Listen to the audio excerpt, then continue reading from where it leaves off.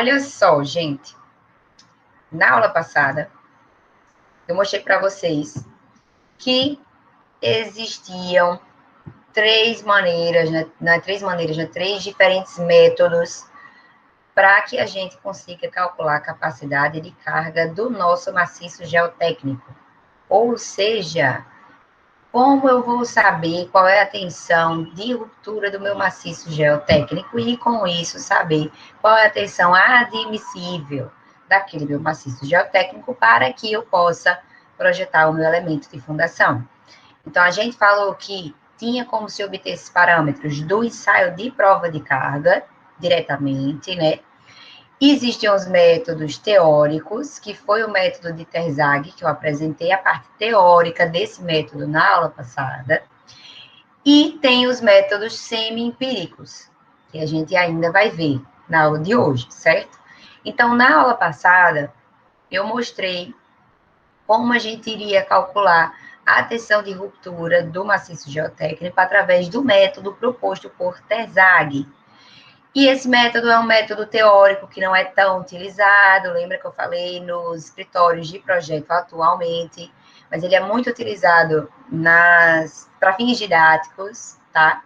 Existem, na verdade, vários métodos teóricos, entretanto, pela pouca aplicação prática, eu só quero mostrar esse método aqui de Terzaghi e já entrar com vocês nos métodos semi-empíricos, que são mais utilizados na prática, certinho? E aí, o que é que eu vou mostrar para vocês agora? Eu retirei alguns exemplos desse livro aqui, Fundações Diretas, Projeto Geotécnico, que é do Sintra Oki Albieiro, tá? Gente, esse livro aqui é um livro que ele é mais teórico. Assim, ele mostra esses exemplos e ele foca mais nos métodos teóricos de obtenção de capacidade de carga. Ele fala, sim, sobre os semi-empíricos, mas é como se o foco maior dele tivesse nesses métodos teóricos. Existe outra literatura que você pode consultar, que é, por exemplo, aquele outro livro que eu já falei para vocês, que é Exemplos de Fundações, né? Exercícios de fundações, que eu já sinto que ele tem uma abordagem mais prática. Gente, então o exemplo era o seguinte: estimar a capacidade de carga de um elemento de fundação com as seguintes condições de solo e valores médios no bulbo de tensões. Então, o que acontece? Eu tenho aqui essa sapata, tá? Com um lado, né, é 2 metros e o outro lado é 3 metros.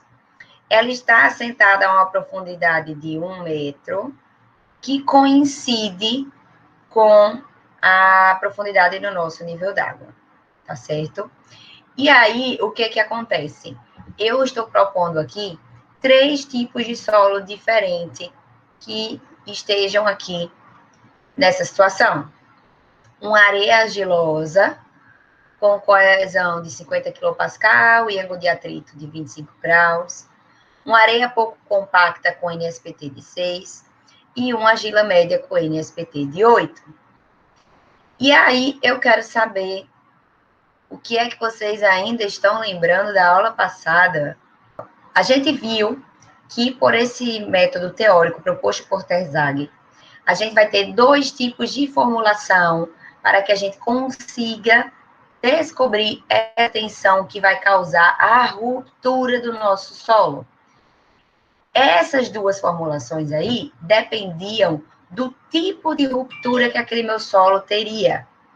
E aí, eu tenho uma formulação para a ruptura geral, eu tenho uma formulação para a ruptura por funcionamento, e para a ruptura local, que é um caso intermediário de ruptura, a gente utilizaria essa formulação da ruptura geral, a formulação da ruptura por funcionamento, utilizaria as 2, né, em uma média entre elas. E aí eu quero perguntar uma coisa aqui para vocês.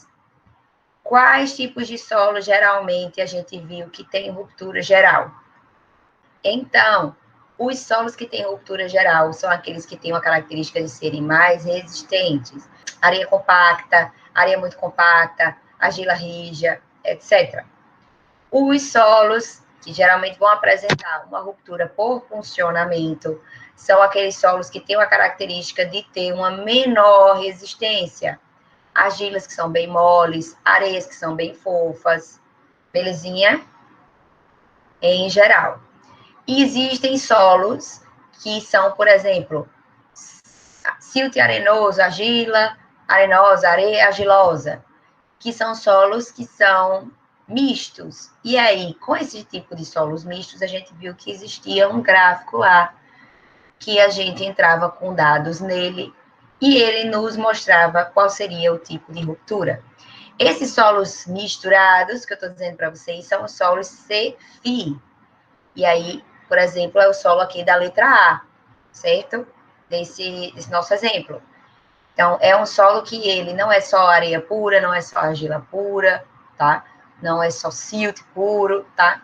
Então, são solos aí que a gente chama solos CFI, porque eles têm tanto a parte coesiva, que predomina mais em solos finos, solos como argila, silt, e eles também têm a parte de atrito, que é representada aí pelo ângulo de atrito, que predomina em solos mais arenosos, tá? Então, esses solos têm essas duas características.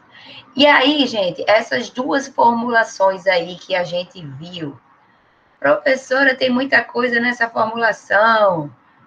Ok, alunos de engenharia já são familiarizados com fórmulas grandes, porém não precisa ter medo. O que a gente vai fazer? Que eu falei na aula passada.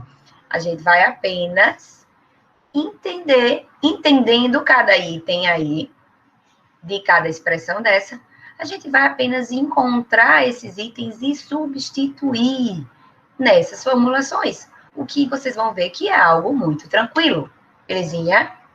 Então, vamos lá. Vamos pensar agora na letra A, certo? Eu tenho uma areia argilosa com coesão de 50 kPa e ângulo de atrito de 25 graus. Qual vai ser o modo de ruptura dessa minha areia argilosa? E aí, gente, qual vai ser o tipo de ruptura dessa areia argilosa? Não sei, tá? Não tem dizendo aí que seria uma areia muito compacta, ou argila mole, ou coisa do tipo. E aí, não sei qual vai ser o tipo de ruptura desse solo. E aí, a gente vai justamente utilizar esse gráfico aqui que eu mostrei para vocês na aula passada, porque é um solo que eu estou chamando aqui didaticamente de um solo misturado. Então, esse exemplo aqui é um solo com coesão de 10 kPa e ângulo de atrito de 20 graus, tá? E aí, com esses dois parâmetros, você vai fazer o quê? Vai olhar aqui, ó, coesão de 10 seria mais ou menos aqui, ângulo de atrito de 20 graus, e o ponto estaria aqui dentro da ruptura por funcionamento. Se a ruptura é por funcionamento, a gente vai ter essa formulação aqui, certo? E aí, como a ruptura é por funcionamento, a gente já vai fazer aquela redução da tangente do ângulo de atrito, que vai ser 2/3 da tangente do ângulo de atrito original, digamos assim, né? Que dá 0,24. Se você fizer o arco tangente, arco cuja tangente é 0,24, você vai encontrar o ângulo de atrito de 13 graus. Belezinha? E aí, o livro vai citar o número aqui das tabelas, mas são aquelas tabelas que eu já mostrei para você. Então, entrando naquela tabela com ângulo de atrito de 13 graus, entrando, ó, você vai vir aqui, ó, e vai procurar aqui, ó, 13 graus, certo? Você também poderia ir pelo arco tangente aqui, pela tangente, né, do ângulo, tá? E aqui, olhando nessa tabela, eu vou saber o meu NC, NQ e N gama, que a gente chama de NC linha, NQ linha e N gama linha, quando é ruptura por funcionamento, certo? Mas como você já não já fez aquela redução, a redução da tangente do ângulo e tudo, então nessa tabela os autores não colocam se o NC é linha ou é NC normal, porque você usa a mesma tabela, tanto para ruptura geral como para ruptura por funcionamento, tá? Então, beleza.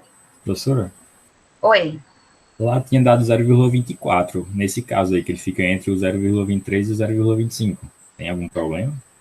Isso, você vai fazer essa aproximação. Ou você vai considerar 13 ou você vai considerar 14. Nesse caso, o livro preferiu aproximar para baixo, a favor da segurança. E eu quero que vocês me digam por quê. Esses são os parâmetros que eu vou utilizar para calcular a tensão de ruptura do meu solo. Se eu utilizo menores parâmetros aqui, ó, tá vendo que quando vai aumentando aqui, quando aumenta o ângulo de atrito, aumenta o valor dos parâmetros. Então, se eu aproximei para baixo e eu tenho esses fatores que são menores, consequentemente, a tensão de ruptura que eu vou obter para o meu solo será menor. A tensão admissível também será menor. Consequentemente, eu vou considerar que o meu solo é mais fraco. E isso é a favor da minha segurança. Você está entendendo?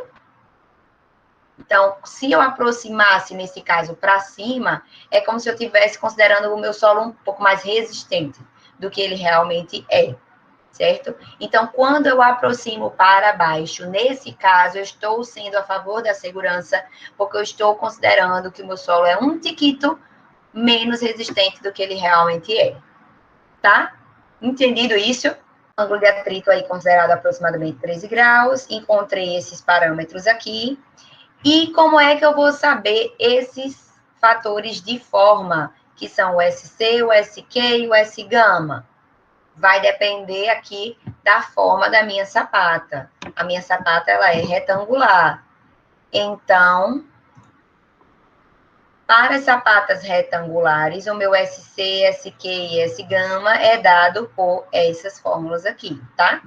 Então, SC é 1 mais B sobre L, a gente já tem B sobre L, vezes NQ sobre NC, e a gente já tem NQ e NC, que a gente pegou lá da tabela para o ângulo de atrito de 13 graus.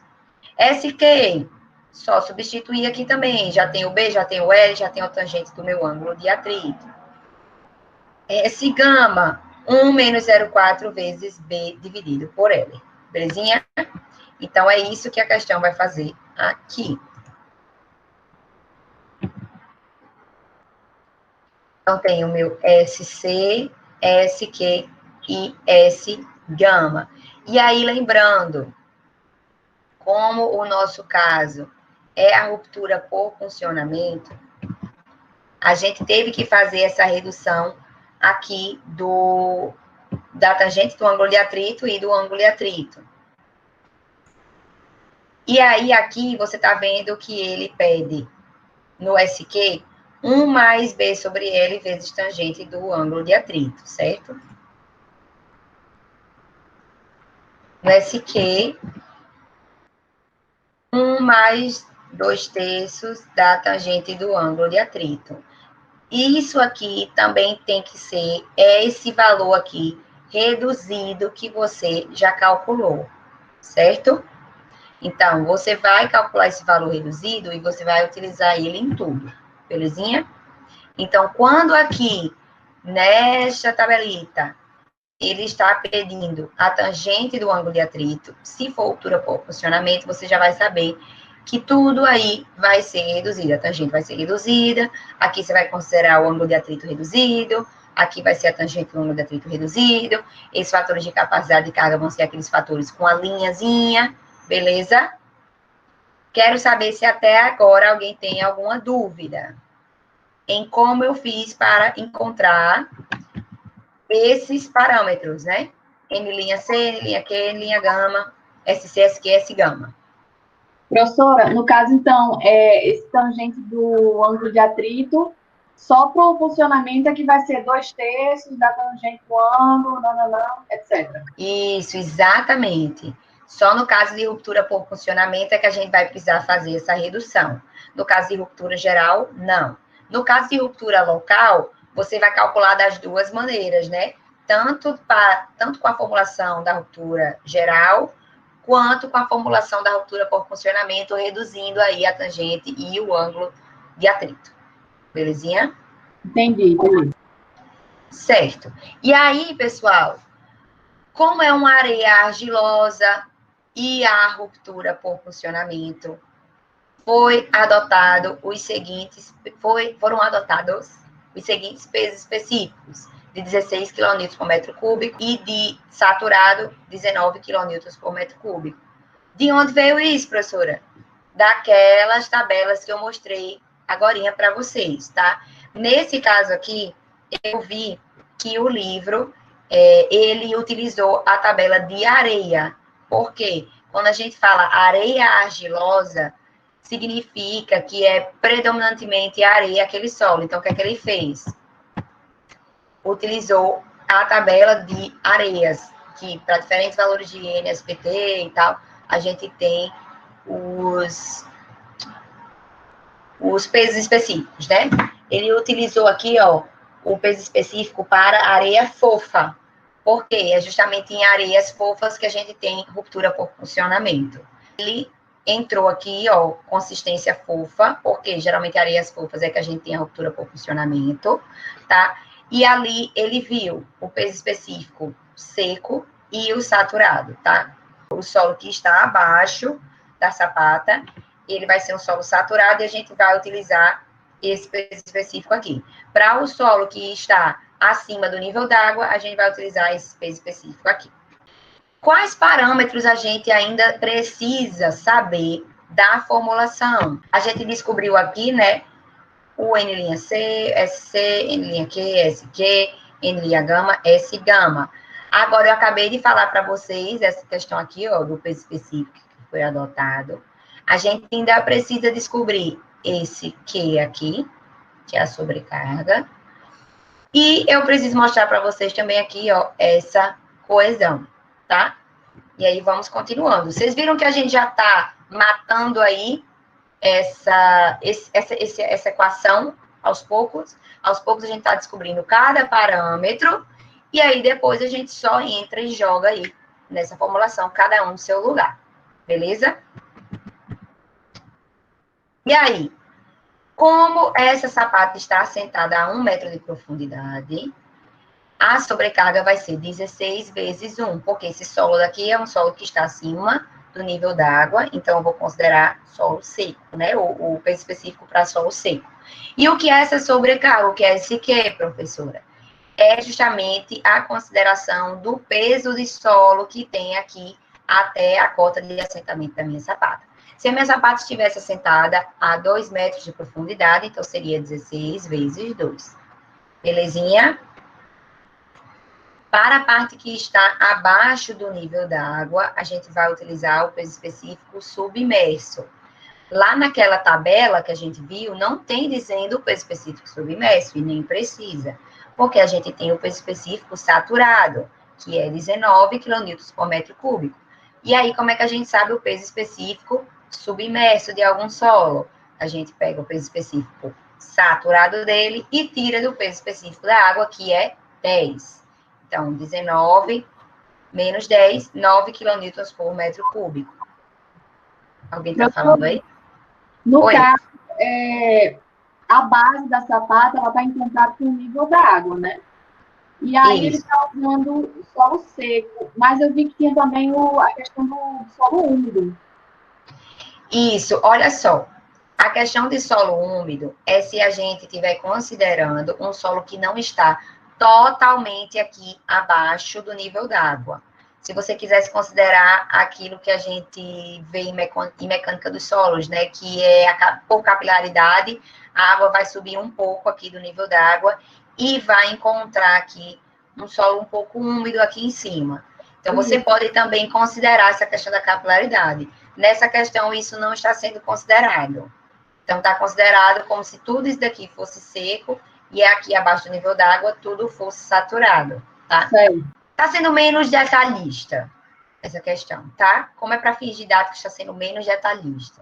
Então, se você quisesse ser mais detalhista no seu cálculo da tensão de ruptura, você poderia considerar aí uma espessura de solo na qual o solo estaria úmido, mas não saturado, tá certo? Muito boa sua pergunta aí, porque me ajudou a explicar uma coisa que eu não tinha falado, tá bom? Por isso que eu gosto que vocês vão perguntando, porque vai ajudando no andamento da aula, beleza? Gente, por que que eu calculei aqui esse peso específico submerso? porque ele vai entrar aqui, ó, naquela parte da formulação, que é 1/2 do peso específico.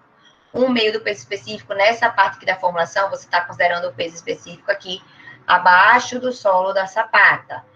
Para a sobrecarga, que é o quê? Você vai considerar o peso específico abaixo da cota de assentamento da sapata, certo? Então, para essa parcela aqui, que é a sobrecarga, como se trata da sobrecarga de solo até a cota de assentamento da sapata, obviamente, você vai utilizar o peso específico desse solo aqui, que está acima da cota de assentamento da sapata.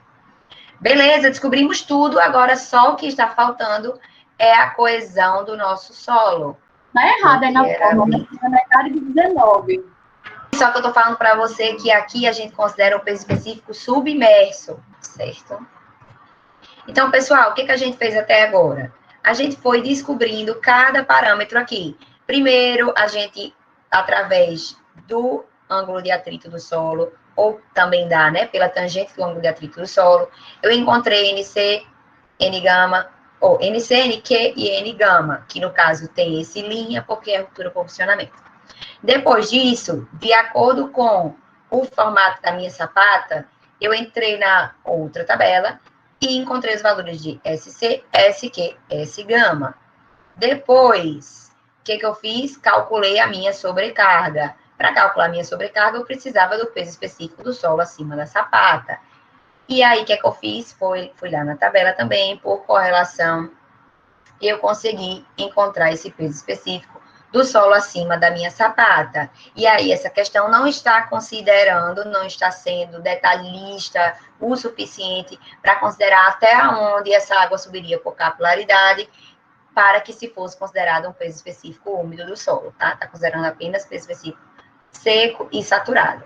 Então, calculei essa sobrecarga, 16 vezes 1, e depois eu utilizei aqui o peso do meu solo que está abaixo da minha sapata. Peso esse que, por estar abaixo do nível d'água, eu tive que utilizar o peso específico submerso do solo. Peso específico submerso porque eu estou retirando aqui a influência da água no peso desse meu solo aqui. E aí, é onde eu vou colocar aqui. Depois eu calculei a coesão do meu solo. Peguei a coesão aqui que a questão já me deu e fiz aquela redução porque a ruptura é por funcionamento. E aí, o que é que eu vou fazer? Apenas substituir todo mundo aqui, ó. Coesão, 7. N linha C, 9,81. S linha C, que já foi calculado anteriormente, 1,22. Mais sobrecarga, 16, calculou aqui. Vezes N linha Q, vezes N, S linha Q, que a gente já encontrou nos slides anteriores. Mais 1/2 de Q, do peso aqui do meu solo, peso específico submerso, que dá 1/2 de 9. Vezes a base, que é esse B aqui, que a gente chama de lado B, é o menor lado da sapata, então vezes B, que é 2, vezes N' gama, vezes S' gama, tá? Só substituir todo mundo aqui e encontrei a tensão de ruptura do meu solo, tanto em quilopascal quanto em megapascal aqui aproximando. Entendido? Professora, como é que eu faço com esse método de Terzaghi? Simples. Encontro todo mundo e jogo aqui na formulação. Certinho? Todo mundo entendeu aqui essa letra A? Sim. Eu quero que outra pessoa responda. Ah, muito bem. Então, isso daqui é a tensão de ruptura do meu solo. Aí eu quero perguntar uma coisa para vocês. É essa tensão que a minha sapata vai aplicar no meu solo? 0,16 megapascal? Essa é a tensão que faz meu solo romper. E aí, quando eu estiver projetando minha sapata, eu quero que ela aplique essa tensão no meu solo? Não, menor. Menor que isso. Então, depois disso daqui, eu vou ter que utilizar um fator de segurança e calcular a tensão admissível do meu solo. Tá certo? Esse método aqui, ele está nos dando apenas a tensão de ruptura. Tá bom? Que, no caso da NBR 6122, esse fator de segurança para métodos teóricos em que eu não tenho nenhuma prova de carga em placa executada, esse fator de segurança vai ser 3, tá bom? Então, gente, através desse exemplo aqui, certo? Vocês viram como a gente utiliza esse método de TESAG para calcular a ruptura de solos, cujo modo de ruptura é a ruptura por funcionamento, certo? E aí, gente, se eu tenho aí uma areia pouco compacta com NSPT igual a 6, o que acontece? Esquece aquele solo da letra A, esquece tudo. Agora, eu mudei o meu solo aqui. Eu tenho uma areia pouco compacta com NSPT igual a 6, tá? E aí, certo, eu tenho uma areia pouco compacta com NSPT igual a 6. Gente, qual formulação eu vou utilizar desse método teórico de TESAG? A formulação que é para ruptura geral ou a formulação que é para ruptura por funcionamento? Antes disso, eu tenho que saber qual é o tipo de ruptura do meu solo, tá? E aí, a gente sabe que para areias pouco compactas, eu tenho a ruptura por funcionamento. Então, eu estou mostrando para vocês agora um solo que é puramente areia, cuja ruptura é por funcionamento. Qual foi o solo da letra A? Era um solo que não era um solo ou puramente areia, ou puramente argila, ou puramente silt. Era um solo que a gente chama solo CFI, e eu quis mostrar para vocês como a gente faz com esse tipo de solo que eu, didaticamente, estou chamando de solo misturado. Nessa letra B, você está com areia pouco compacta, e a gente viu que as areias fofas ou pouco compactas são aquelas areias que vão ter a ruptura por funcionamento, tá? Então, a gente vai utilizar a mesma formulação da letra anterior. Com o NSPT de 6, entra-se aqui, ó, na formulação para se obter o ângulo de atrito a partir de correlação com o NSPT, obteve-se 30 graus. Como é ruptura por funcionamento, a gente vai fazer aquela redução que vocês viram na questão anterior, e eu estou passando aqui mais rapidamente porque eu fui bem detalhista na questão anterior, mas se alguém tiver alguma dúvida ainda, pode falar, tá bom? Então, beleza. Então, o que a gente fez aqui? A gente fez aquela redução, né, do ângulo de atrito, porque a ruptura é por funcionamento, achei o ângulo de atrito de 21 graus, entro lá naquelas minhas tabelas e vou encontrar o NQ e o N-gama. Professora, e aquela outra parcela? Que era o N''C, que é aquela parcela que tinha coesão e não sei o quê. Por que eu tirei ela aqui dessa fórmula? Por que eu tirei ela aqui da expressão? Gente, quando o solo é uma areia pura, a gente sabe que areias puras não vão ter coesão. Não vão ter coesão. Então, a gente retira a parcela da formulação dada por TESAG que se refere à coesão. O mesmo vai acontecer se for argila pura, por exemplo. A gente vai retirar a parcela que se refere ao ângulo de atrito do solo, tá? Que seria essa parcela aqui, tá bom? Então, vocês já sabem, areia pura, o que for relacionado à coesão, eu não posso considerar a ajuda que a coesão vai me dar, no caso aí, de resistir às tensões a que o meu solo é submetido, porque esse solo não vai ter coesão. No caso de argilas puras, por exemplo, eu não posso considerar a parcela que representa a ajuda que o atrito entre as partículas vai me dar na resistência do meu solo. Então, eu também vou retirar isso daqui. Entendido? Belezinha? Então, encontrei o N''Q, encontrei o N''Γ, beleza. Agora falta encontrar o quê? Fatores de forma. Eu vou entrar naquela mesma tabela que eu já mostrei para vocês. Vou substituir os valores tranquilamente nas expressões para a sapata retangular, e aí vou obter esses valores. E aí, o que é que falta? Já consegui os parâmetros N, já consegui os parâmetros de forma. Agora, falta eu saber aquela questão da sobrecarga do meu solo. Falta eu saber também qual é o peso específico aqui desse solo que está a partir da cota de assentamento da minha sapata para baixo. E aí, para areia pouco compacta, entro também naquelas tabelas e acho aqui o meu peso específico seco e acho o meu peso específico saturado, que é o mesmo caso da letra A, porque eu expliquei para vocês que foi considerada como se fosse areia pura, porque apesar de ser areia argilosa, quando é areia argilosa, predomina-se areia. Para fins de encontrar o peso específico apenas, foi considerado isso daí, tá certo?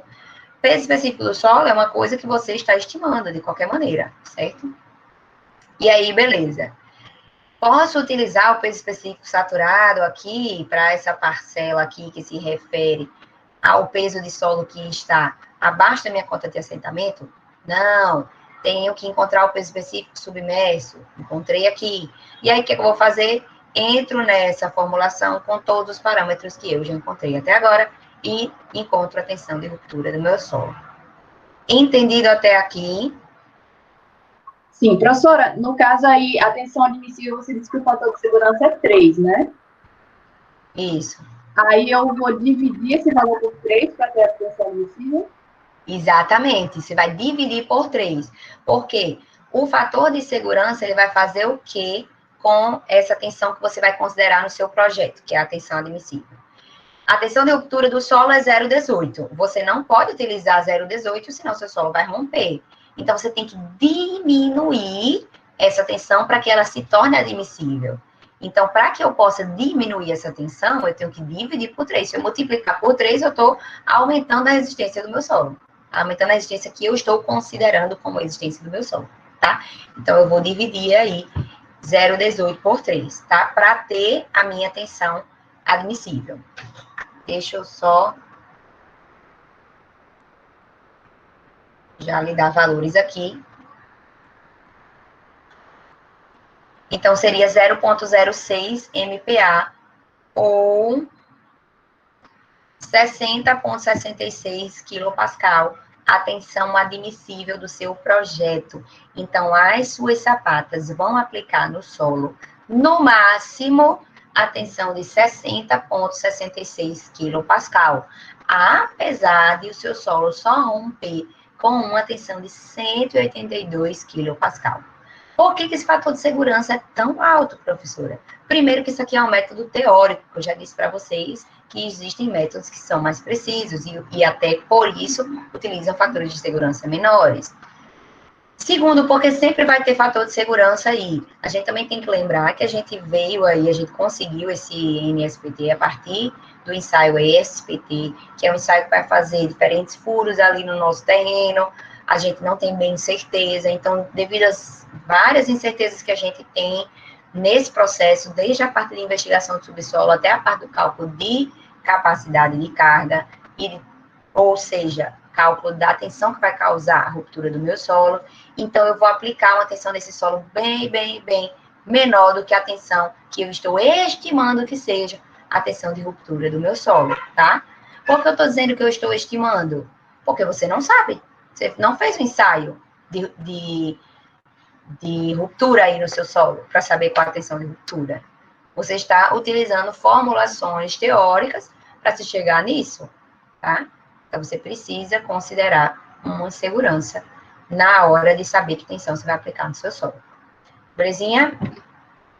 Gente, e aí, a minha letra C, eu trouxe aqui um caso para vocês de ruptura local, porque dentro do caso de ruptura local, lembra que a gente faz tanto o cálculo, né, da ruptura geral, como da ruptura por funcionamento, e a gente vai ter que encontrar aí uma média entre elas. Porque a ruptura local é um modo de ruptura que é intermediário entre a ruptura geral e a ruptura por funcionamento, tá? Então, primeiro, considerando a ruptura geral, eu tenho essa formulação aqui para a argila média. Opa. Por que, professora, que você retirou aquela parcela 1/2 do peso do solo vezes a base, papapá? Eu retirei aquela parcela, porque aquela parcela se refere à resistência do solo, que é decorrente do atrito entre as partículas. E a argila não vai ter essa característica, certo? Então, eu mostrei na letra B um exemplo de areia pura, em que você vai retirar essa parcela aqui de coesão, tá? E eu estou mostrando agora um caso de argila pura, que é um caso em que você vai retirar a parcela referente ao atrito do solo. Professora, coisa chata desse negócio de saber retirar uma parcela e outra. Por que a gente tem que fazer isso? Porque essa formulação teórica decorrente do método de Terzaghi, ela está lhe dando uma fórmula aí, uma equação geral, que você possa aplicar para qualquer tipo de solo. Então, dependendo do seu tipo de solo, você vai adaptar se todos os termos daquela formulação geral se aplicam ou não. Belezinha? Então, primeiro aqui, calculando essa questão considerando ruptura geral. Como é que eu vou saber? Mesma coisa, gente. Eu tenho o NSPT de 8, com o NSPT de 8, eu vou procurar o ângulo de atrito do meu solo. E aí, qual é o ângulo de atrito do meu solo, se ele for uma argila? Se a argila não tem atrito. Então, eu não preciso utilizar formulação nenhuma, correlação nenhuma do ângulo de atrito com NSPT, porque eu sei que argilas puras não vão ter essa questão da resistência por atrito. Então, meu ângulo de atrito aí vai ser sempre 0, tá? O que a gente fez na letra B? Como era uma areia pura, que tinha, sim, essa parcela de atrito, e tinha, sim, o ângulo de atrito que a representasse, a gente utilizou as diversas correlações de NSPT com ângulo de atrito para saber qual seria o ângulo de atrito daquela areia. No caso de argilas, você já, ângulo de atrito 0. Argila pura, ângulo de atrito 0. Então, com ângulo de atrito 0, entrei lá na minha tabela e achei esses parâmetros aqui, do NC e do NQ, que eu estou precisando. E aí, a questão até já fez, já colocou aqui também a relação entre os dois, e também já fez aqui a tangente do ângulo de atrito como sendo 0, tá? A tangente 0, 0. E aí, o que mais? Para eu achar esse C e esse gama, entro de novo lá naquela minha tabelinha, de acordo com a forma aqui da minha sapata, encontrei esse C, esse gama. A parte de coesão, né? Para saber qual é a coesão do meu solo. Então, a correlação que foi utilizada aqui nessa questão para a gente saber a coesão dos solos é que a coesão é 10 vezes o NSPT. Isso é uma correlação para a gente achar a coesão do solo a partir do NSPT, tá? 10 vezes 8, 80, beleza? O que mais que eu preciso saber agora? Preciso saber essa questão aqui do meu peso específico do solo. E aí, gente, eu estou precisando saber o peso específico do meu solo apenas para eu utilizar aqui na minha sobrecarga, porque eu não tenho aquela outra parcela da formulação que se refere ao ângulo de atrito do solo, na qual eu preciso utilizar o peso específico submerso, lembra? Não tenho mais aquela parcela, então só preciso saber o peso do meu solo para esse Q aqui, que é a sobrecarga do meu solo. Então, eu vou utilizar o peso específico seco aqui de uma argila média. Como eu sei isso? Olhando lá nas minhas tabelinhas. Encontrei aqui, 17. Se a minha altura aqui de solo é 1 metro, então meu Q é 17 vezes 1, 17. O que eu fiz agora? Só joguei todo mundo nessa fórmula aqui. E aí eu vou ter isso daqui. E encontrei que a tensão de ruptura do meu solo é 482 kPa. Tá terminada a questão? Me responde. Não. Não. Falta ainda, como é uma ruptura local, falta ainda eu saber qual seria a tensão de ruptura do meu solo, caso fosse uma ruptura por funcionamento. E aí eu vou passar rápido por isso daqui, porque vocês já viram 2 exemplos de ruptura por funcionamento, né? E aqui, o que vai acontecer? Eu vou apenas retirar aquela parcela referente ao atrito, do mesmo jeito que eu fiz na ruptura geral, tá? A mudança da ruptura geral para a ruptura local é que eu vou utilizar os parâmetros reduzidos de ângulo de atrito, de coesão, tá? Fiz tudo isso, ó, cheguei nesse valor de 0,32 MPa. Qual é a tensão de ruptura desse meu solo? Eu vou fazer uma média entre esses dois e achei 0,40 MPa. Belezinha? Todo mundo entendeu aqui como é que a gente vai chegar na tensão de ruptura do solo utilizando o método de Terzaghi? Sim. Entendido? Ok. Eu quis trazer casos bem diferentes aqui para vocês, para vocês já entenderem várias nuances dessa metodologia em cada caso aqui que eu trouxe, tá bom? E aí, eu quero que você faça para mim. Quando? Agora. Quero que você faça agora a estimativa da capacidade de carga de um elemento de fundação, bem parecido aqui com o que eu mostrei para vocês, sendo a argila rígida com NSPT de 15, tá? Geral. Geral. Sendo ruptura geral, você já sabia a formulação que você iria utilizar, que seria essa daqui, e você não teria aquela parcela referente à contribuição para a resistência dada pelo atrito do solo, né? Porque a gente está falando de uma argila. E aí você só precisa saber esse que é aqui, que é a sobrecarga, tá? Então você não vai precisar se preocupar aí com relação a esse solo aqui que está abaixo da cota de assentamento da sapata, tá? Era isso que eu ia dizer. Que para argilas, você pode ver que na tabela não tem essa delimitação aí, e você não vai precisar desse negócio de seco, úmido e tal, tá? Você só vai precisar saber o peso específico aqui com relação a esse solo que está aqui em cima da sua sapata, tá? E aí você encontraria esses valores aqui, ó, para NC, NQ, N-gama, relação entre eles. Você entraria aqui, ó, para achar o SC e o SQ. Com isso, o SC seria 1,3, SQ 1. O NSPT você faria 10 vezes, ou a coisa você faria 10 vezes o NSPT, que é 15. Para a argila rígida, você entraria nessa tabela aqui, né? O específico seria 19. E aí, para altura igual a 1 metro, seria 19 vezes 1. Belezinha? Entendido todo mundo até aqui? E aí, substituindo todo mundo aqui, você teria aqui 890 kPa ou 0,89 MPa.